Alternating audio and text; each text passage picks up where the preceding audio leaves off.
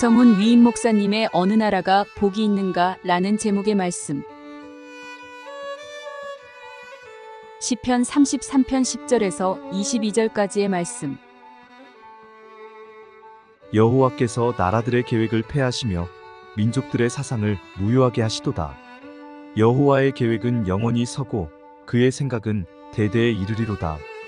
여호와를 자기 하나님으로 삼은 나라 곧 하나님의 기업으로 선택된 백성은 복이 있도다.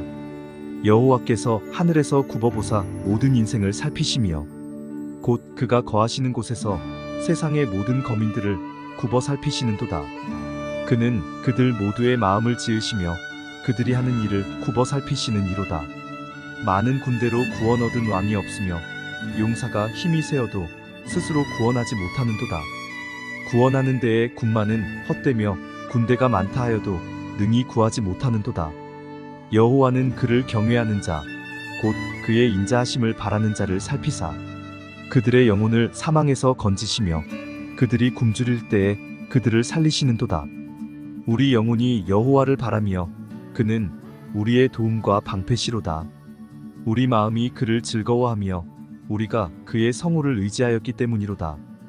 여호와여, 우리가 주께 바라는 대로 주의 인자하심을 우리에게 베푸소서. 아멘.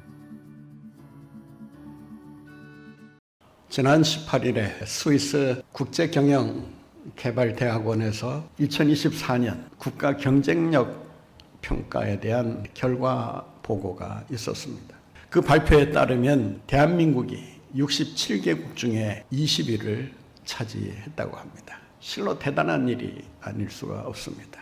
작년에 28위를 했는데 올해 무려 8단계를 뛰어넘어 20위를 차지하게 된 것입니다. 그뿐만 아니라 OECD 국가 중에 3만 불 이상이 되고 국민소득 3만 불 이상 그리고 인구 5천만 명 이상 되는 7개 나라 가운데 우리나라가 미국 다음으로 2위를 기록했다고 합니다. 그래도 3부 예배 우리 성도님들의 수준이 좀 다르긴 하네요. 그동안 한 번도 넘어서지 못했던 독일을 비롯해서 영국, 프랑스, 일본을 제쳐버렸다는 거 아닙니까? 대한민국의 위상이 이렇게 놀랍게 달라졌다라는 것을 우리가 발견하게 됩니다. 우리나라의 힘이 우리가 생각하는 것 이상으로 강하다는 것을 발견한 그런 통계 자료가 아닐까 생각합니다. 복 있는 나라는 어떤 나라인가? 과연 이런 통계 자료를 바탕으로 해서 우리나라를 평가할 때 복 있는 나라라고 말할 수 있겠는가? 대한민국이 복 있는 나라인 줄 믿습니까? 확신이 안 서시는 분들은 몇 가지 이유 때문에 망설이게 될 것입니다. 이 나라가 복 있는 나라냐라고 했을 때 좀 마음에 꺼려지는 것이 있습니다. 복 있는 나라가 되려면 적어도 정직한 나라가 돼야 하는데 정직성에 있어서 과연 우리나라가 복 있는 나라라고 인정을 받을 만큼 그렇게 정직한가 좀 반성해 볼 점이 없지 않아 있습니다. 그뿐만 아니라 복 있는 나라 하면 부정부패가 없어야 하는 거 아닙니까? 우리나라 속을 깊이 들여다보면 부정부패가 만연해 있는 것을 보고 경악을 금치 못할 때가 있습니다. 과연 복 있는 나라인가? 복 있는 나라는 어떤 나라를 복 있는 나라라고 말하는가? 오늘 본문 말씀에 보면 복 있는 나라에 대한 정의를 이렇게 내리고 있습니다. 12절 말씀을 한번 보겠습니다. 여호와를 자기 하나님으로 삼은 나라 곧 하나님의 기업으로 선택된 백성은 복이 있도다. 예전 번역은 빼내신 백성은 복이 있다. 이렇게 기록하고 있습니다. 여호와를 하나님으로 삼은 나라, 복이 있다는 것입니다. 경제력이 있어서 군사력이 강해서 다른 조건이 풍부해서 그래서 복이 있는 나라가 아니라 여호와를 하나님으로 삼았기 때문에 하나님의 복 주심으로 복 있는 나라가 되었다 그 말입니다. 왜 여호와를 하나님으로 삼아야 하는 것일까요? 하나님은 인류 역사를 통치하시고 주관하시고 섭리하시는 분이시기 때문입니다. 오늘 본문 말씀 10절 11절 말씀에 보면 이런 말씀이 기록되어 있습니다. 같이 읽겠습니다. 여호와께서 나라들의 계획을 폐하시며 민족들의 사상을 무효하게 하시도다.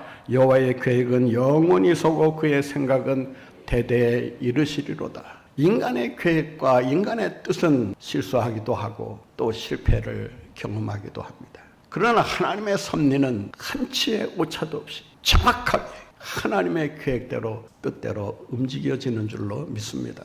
인간의 배후에는 보이지 않는 하나님의 손이 움직이고 있다고 하는 것을 이 말씀을 통해서 깨달아야 할 것입니다.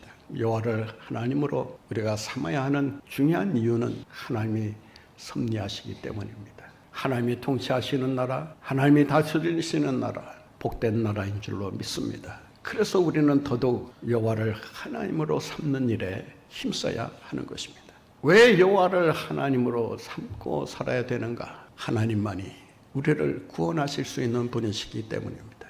인간은 인간 스스로 자신을 구해낼 수가 없습니다. 인간은 스스로 구원해내기 위해서 온갖 힘을 모읍니다. 군사력을 모으기도 하고 정치력을 모으기도 하고 왕권을 강화시키기도 하고 또 전쟁에 필요한 물자나 무기들을 모으려고 애를 씁니다. 군대가 많을수록 군마가 많을수록 물자가 풍부할수록 왕권이 강화되고 용사들이 많을수록 나라를 구할 수 있는 확률이 그만큼 커지기 때문에 사람들은 인간적인 생각을 가지고 이러한 힘을 모으려고 노력을 합니다.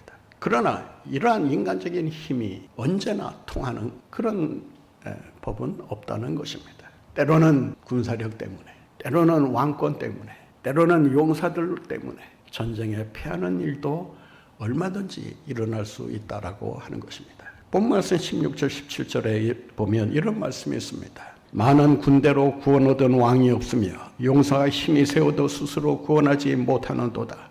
구원하는 데에 군마는 헛되며 군대가 많다 하여도 능히 구하지 못하는도다. 할 수 없다, 헛되다, 못한다라고 하는 부정어를 4번 반복해 가면서 인간의 힘으로는 자신을 구원해낼 수 없다라고 말합니다. 정말 구해낼 수 없기 때문에 구해낼 수 없다고 말하는 것일까요? 이 말씀 앞에는 하나님이 없으면이라는 단어가 들어가야 합니다. 하나님이 없으면 왕권도, 용사의 힘도, 군마도, 군대 많음도 아무 소용이 없다라고 하는 것입니다. 하나님의 허락이 있어야 승리할 수 있고 하나님의 허락이 있어야 복된 나라가 될 수 있다라고 하는 것입니다. 오늘 본문에 보면 4가지 힘을 말합니다. 첫째는 왕의 힘입니다. 인간들은 나라를 구하기 위해서 왕권을 강화하거나 왕권을 수립하거나 또 왕이 가지고 있는 무소불위의 그런 막강한 힘을 가지고 그 힘을 동원해서 나라를 구하려고 애를 씁니다. 그러나 아무리 왕권이 강화되고 그 왕권을 가지고 나라를 구한다고 해도 하나님이 허락하지 아니하시면 그 왕권은 무용지물이 될 수밖에 없다라고 하는 것입니다. 두 번째 힘은 용사의 힘입니다. 용사란 그 나라를 구하기 위해 훈련받은 최정의 그런 작전 능력을 가진 지휘관이라고 말할 수 있습니다. 나라를 구하기 위한 장수들이 질비하게 포진되어 있다 할지라도 하나님께서 허락하지 아니하시면 그런 용사들의 수고가 헛될 수밖에 없다는 것입니다. 우리가 골리앗과 다윗과의 싸움에서 누가 이기고 누가 졌는지를 우리는 말씀을 통해 알고 계실 것입니다. 아무리 탁월한 장수라도 하나님께서 허락하지 아니하시면 목동에 던지는 물맷돌 하나에 그대로 꼬꾸라질 수밖에 없다는 것을 우리가 잊지 말아야 합니다. 군마의 힘은 당시 배경으로 살펴보면 군사력을 측정하는 유일한 기준이었다고 합니다. 말은 어떻게 보면 최신 무기와도 같다고 할 수 있습니다. 군마들이 많아도, 다시 말해서 최신 무기들이 많아도 하나님께서 그 최신 무기들을 쓰지 못하게 만드시면 전쟁에서 결코 이길 수가 없다는 것입니다. 4번째 힘은 군사의 힘입니다. 군대의 힘입니다. 왕의 힘, 용사의 힘, 군마의 힘, 군대의 힘, 이 4가지 힘은 무엇을 말하느냐? 세속적인 권력의 총체라고 할 수 있습니다. 인간이 동원할 수 있는 가장 강력한 힘들이라고 말할 수 있습니다.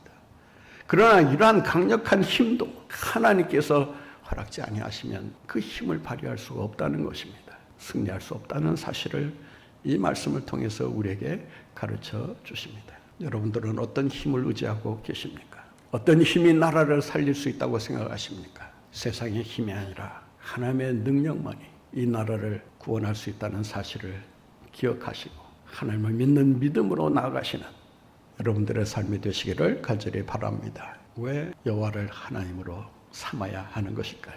그것은 하나님께서 우리를 보살피실 뿐만 아니라 우리를 보호하시고 지켜주신다는 것입니다.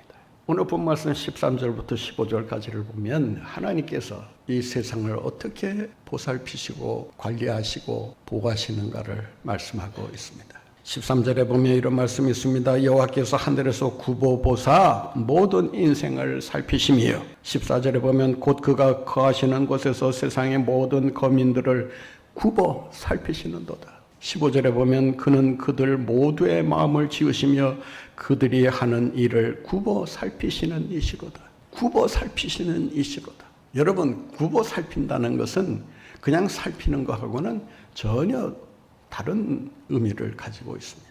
어떤 대상을 여러분들이 깊이 관찰하려고 하면 허리를 숙여 굽혀서 살펴봐야 합니다. 그냥 서 있는 채로 자세하게 볼 수가 없습니다. 보려고 하는 물체를 가까이서 보기 위해서는 최대한 몸을 구부려 합니다. 하나님께서 우리 인생들을 보살피실 때 이런 자세로 우리들을 보살피시고 보호하신다는 것입니다. 여러분, 여호와를 하나님으로 삼아야 하는 이유는 무엇입니까? 여러분, 한 사람 한 사람을 주님께서 살펴보시고 굽어 살펴보시고 여러분들의 삶을 지켜주시며 보호해 주시는 줄로 믿습니다. 그렇다면 어떻게 해야 복 있는 나라가 될 수 있는 것입니까? 오늘 본문 말씀에 보면 복 있는 나라가 되기 위해서는 하나님의 선택이 있어야 한다는 것입니다. 복 있는 나라라고 선택해 주실 때만이 복 있는 나라가 될 수 있다 그 말입니다. 인간이 세우려는 복 있는 나라는 문제가 많습니다. 앞서 말씀드린 것처럼 여러분, 이 나라를 복 있는 나라라고 쉽게 말할 수 없는 이유가 있지 않습니까? 자살률 1위, 이혼율 1위, 교통사고 1위, 음주운전 1위, 이런 불명예는 우리가 다 뒤집어 쓰고 있지 않습니까? 이런 상황에서 어떻게 복 있는 나라가 될 수 있느냐? 하나님이 복 있는 나라로 선택해 주셨기 때문에 그런 문제점에도 불구하고 우리가 복 있는 나라로 세워질 수가 있었다고 하는 것입니다. 여기는 놀라운 영적 비결이 숨어 있습니다. 우리가 무슨 자격이 있어서 하나님의 백성이 된 거 아니지 않습니까? 오늘 본문에 보면 선택된 백성이라 이렇게 말합니다. 여러분이 하나님을 선택한 것이 아니라 하나님이 여러분을 선택했기 때문에 복이 있다 그 말이에요. 여러분 스스로 내가 하나님의 백성이 되겠노라. 여러분, 그런 선택을 통해서 하나님의 자녀가 되고 하나님의 복을 받는 거 아니지 않습니까? 오늘 본문을 보게 되면요, 번역상 약간은 오해 소지가 있는 그런 부분이 나타납니다. 본말씀 12절 한번 보겠습니다. 여호와를 자기 하나님으로 삼은 나라 곧 하나님의 기업으로 선택된 백성은 복이 있도다. 여기에서 중요한 것은 여호와를 하나님으로 삼은 나라, 자기 하나님으로 삼은 나라. 자기 하나님으로 삼는 주체가 누굽니까? 자기 하나님으로 삼는 주체가 누구예요? 이 본문을 그대로 우리가 우리에게 주시는 말씀으로 받는다면 주체가 인간이라 그 말이에요. 자기 하나님으로 삼은 나라, 자기가 삼은 것처럼 생각하는. 그러나 여러분 한번 자세히 성경을 들여다보세요. 이스라엘이 자기들 스스로 자기네들의 힘으로 여호와를 하나님으로 삼았습니까? 하나님께서 언약을 통해서 내가 너의 하나님이 되어주겠다라고 약속하셨기 때문에 그들이 선민이 되고 복 있는 나라가 될 수 있었던 것입니다. 여러분, 이스라엘이 선택된 이유가 뭐 잘나서 선택된 것입니까? 뭐 자격이 남달라서 선택된 것입니까?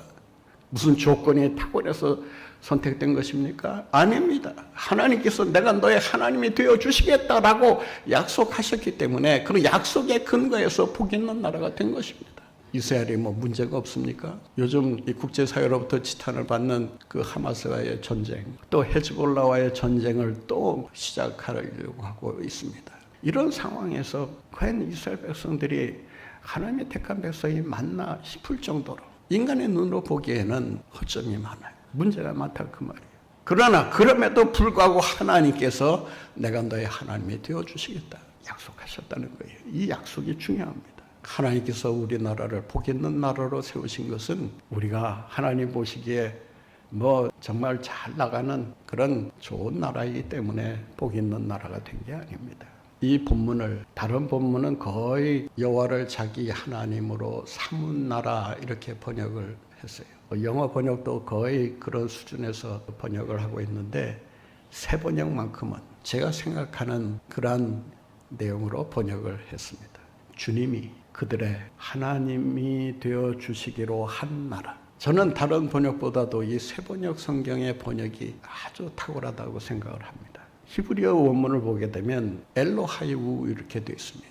이 엘로하이우라고 하는 단어는 자기 하나님으로 삼았다라고 번역할 수도 있지만 자기 하나님으로 삼아졌다. 내가 삼은 것이 아니라 하나님께서 하나님이 되어주시겠다고 하셨기 때문에 복 있는 나라가 되었다 그 말입니다. 여러분, 우리나라가 복 있는 나라라고 말할 수 있는 것은 하나님이 택해 주신 백성이기 때문인 줄로 믿습니다. 여러분, 굉장히 중요한 이야기입니다. 이 신앙에서 흔들리면 다른 게 다 흔들리고 맙니다. 하나님이 나의 하나님이 되어주셨기에 내가 그 하나님을 믿게 되고 그 하나님의 선택에 의해서 하나님의 백성으로 인정을 받게 된 것입니다. 복 있는 나라가 되기 위해서는 어떻게 해야 하는 것입니까? 하나님을 경외하는 백성, 하나님을 경외하는 나라가 돼야 합니다. 미국의 통계학자 밥슨이라는 사람이 이런 말을 했습니다. 아주 중요한 말을 했는데요. 자세히 들어보시기 바랍니다. 국가의 번영은 돈과 부요함이 결정하는 것이 아니다. 그 나라의 지성과 영성이 결정한다. 역사를 살펴보면 세계적으로 강대국이라고 자부할 수 있었던 제국과 나라들이 있었습니다. 그러나 그러한 나라들이 오래가지 않고 사멸의 길로 접어들게 됩니다. 부가 없어서가 아닙니다. 군사력이 없어서가 아닙니다. 오히려 부 때문에, 그 군사력 때문에, 그 군사력 유지하려다가 막대한 비용을 치르는 가운데 나라가 점점 쇠약해지고 만 것입니다. 구소련이 망한 이유가 어디에 있습니까? 군비 경쟁에서 앞서가기 위해서 막대한 예산을 투입하지 않습니까? 나라의 경제가 점점 힘들어지는 그런 가운데 구소련의 붕괴가 이루어진 것입니다. 북한의 붕괴도 똑같은 전철을 밟고 있다고 저는 생각합니다. 여러분, 핵무기 하나 그 1년 동안 유지하는데 얼마나 많은 돈이 들어가는지 아십니까? 천문학적인 돈이 쏟아 부어져. 김정은이 생각을 해도 너무 얕은 생각만 하고 있는 거예요. 되도 않은 생각을 가지고 그것을 고집스럽게 밀고 나가다 보니까 나라를 이렇게 파탄에 이렇게 만든 거 아닙니까? 여호와를 경외하는 백성, 된 백성입니다. 그 밥슨은 이렇게 경고합니다. 미국이 지금은 세계를 다스리는 경찰 국가로서 강대국으로서 자리 잡고 있지만 경건한 삶을 살지 못할 때 하나님께서 반드시 인류국가로, 아니 그냥 아예 땅에 떨어뜨리고 말 것이다. 하나님을 경외하는 백성 하나님께서 복 주십니다. 어떤 복을 주시느냐? 여러분 본 말씀 19절을 보세요. 같이 읽겠습니다. 그들의 영혼을 사망에서 건지시며 그들이 굶주릴 때 그들을 살리시는도다. 이런 말씀에는 좀 크게 아멘 하셔도 좋습니다. 여러분 한번 따라해 보실까요? 그들의 영혼을, 제가 그들의 영혼을 하면 나의 영혼을 이렇게 바꿔서 하시기 바랍니다. 그들의 영혼을 사망에서 건지시며 그들이 굶주릴 때에 그들을 살리시는도다. 살리시는 주님이신 줄로 믿습니다. 여러분, 복 있는 나라는 어떤 상황에 처하더라도 어떤 위기가 닥치더라도 하나님께서 반드시 살리시고 회복시키시고 부흥시켜 주시는 줄로 믿습니다. 하나님을 경외하는 백성 하나님께서 책임져 주시는 것입니다. 여기에서 사망에서 굶주릴 때 이 두 단어는 무엇을 의미하느냐? 그저 한 끼 두 끼 그저 먹지 못해서 굶주리는 그런 상태를 말하고 있는 것이 아닙니다. 사망에서 굶주릴 때라는 말은 극한 상황에 처했을 때, 절체절명의 위기에 처했을 때, 희망이 없어 보일 때, 그때 하나님께서 역사하신다는 것입니다. 살려주신다는 것입니다. 조선일보 주필로 오랫동안 일했던 문창극 장로님이 계십니다. 이분이 쓴 복 있는 나라라는 글에서 이렇게 말합니다. 대한민국은 기적같이 복을 받은 나라다. 동의하십니까? 기적같이 복을 받은 나라다. 일제 36년에 그 뼈아픈, 정말 두 번 다시 생각하고 싶지 않은 그런 처참한 세월을 우리가 보낸 그 세월 속에서 하나님이 해방이라는 놀라운 선물을 우리에게 주셨다는 것입니다. 아무도 생각지 않았던 때에 하나님의 방법으로 하나님께서 해방이라는 선물을 주셔서 우리를 살려주신 것입니다. 또 광복에 대한 그 글을 제가 읽은 적이 있는데, 광복이 되고 나서 가장 기뻤던 것이 36년 동안 좌측 통행을 해야만 했는데 우측 통행을 할 수 있게 되었다. 여러분, 좌측 통행만 해야 하는 그런 그 강압 속에서 살다가 해방이 되어 마음 놓고 우측 통행도 할 수 있게 되었다는, 여러분, 이게 아주 간단한 이야기 같지만 참 깊은 의미가 담겨 있는 것입니다. 하나님께서 복 있는 나라로 세우시기 위해서 굶주릴 때에 사망의 그 극한 상황 속에서 건져주신 것입니다. 6.25 전쟁은 어떻습니까? 여러분, 부산이 공산화되었다고 한번 생각해 보세요. 끔찍하지 않습니까? 부산까지 함락됐으면 여러분은 지금 어디에 가 있느냐? 아마 제주도나 아니면 일본 피난 가서 살 수밖에 없는 그런 상황에 처했을 것입니다. 그 사망에서 하나님이 건져주시고 굶주릴 때 살려주셨습니다. 여러분, 하나님께서 살려주시는 나라이기 때문에 복 있는 나라인 줄로 믿습니다. 여러분, 이 나라의 번영이 하루아침에 온 것이 아닙니다. 하나님의 은혜로 이러한 번영을 누리게 되었음을 우리가 다시 한번 기억하며 우리를 살려주신 하나님께 모든 영광을 돌려야 할 줄로 믿습니다. 어떻게 해야 우리가 복 있는 나라가 될 수 있을까요? 오늘 본문 말씀에 보면 여호와 하나님을 바라보라고 우리에게 말씀합니다. 본문 20절입니다. 같이 읽겠습니다. 우리 영혼이 여호와를 바라며 그는 우리의 도움과 방패시로다. 아멘. 우리의 영혼이 여호와를 바라며, 여기서 바란다라고 하는 히브리어 동사는 희망하면서 기다린다는 뜻을 내포하고 있습니다. 희망하며 기다리는 일을 우리가 계속해 나가기 위해서는 하나님을 의지하는 일에 힘써요. 이 말은 다시 바꿔 말하면 하나님을 의지하라는 것입니다. 하나님을 믿고 의지할 때 하나님께서 복 있는 나라로 세워주신다는 것입니다. 누구를 의지하느냐, 무엇을 의지하느냐에 따라서 여러분 개인의 인생이 달라지고 나라의 운명이 바뀌는 거 아십니까? 여러분, 오늘 6.25 회상주일이기 때문에 이 북한을 놓고 한번 생각해 보세요. 저들이 구소련을 의지하면서 공산주의를 받아들일 수밖에 없었지 않았습니까? 구소련을 의지한 결과, 공산주의를 받아들인 결과, 여러분 오늘은 어떻게 된 것입니까? 가장 못된 나라, 가장 못 사는 나라, 가장 희망이 없는 나라, 세상에 근심거리가 되는 나라가 되고 만 것입니다. 반면에 대한민국은 어떻습니까? 하나님께서 이승만 대통령이라는 걸출한 지도자를 보내셔서 이 나라의 기초를 닦을 때 자유민주주의와 시장경제라는 두 축을 가지고 이 나라를 세워가게 됩니다. 시장경제와 자유민주주의의 그 배후에는 기독교 신앙이라고 하는 것이 자리 잡고 있었음을 우리가 잊지 말아야 합니다. 그 기반 위에 박정희 대통령이 경제 부흥을 일으킵니다. 그것으로 그친 것이 아닙니다. 그 경제 부흥 위에 민주화라고 하는 꽃을 피운 것입니다. 여러분, 역사적으로 신생국가로서 안보와 경제와 민주를 함께 이룬 나라는 대한민국이 유일하다고 합니다. 여러분, 한번 세계를 돌아보세요. 안보와 경제와 민주를 함께 거머쥔 나라가 있는지 여러분 하나님의 복 주신 줄로 믿습니다. 이제 우리가 해야 할 일은 분명합니다. 복 있는 나라, 이 복 있는 나라를 더욱 복된 나라로 만들기 위해 더 하나님을, 여호와를 나의 하나님으로 믿고 경외하며 전적으로 그분을 의지하며 살아가야 할 것입니다.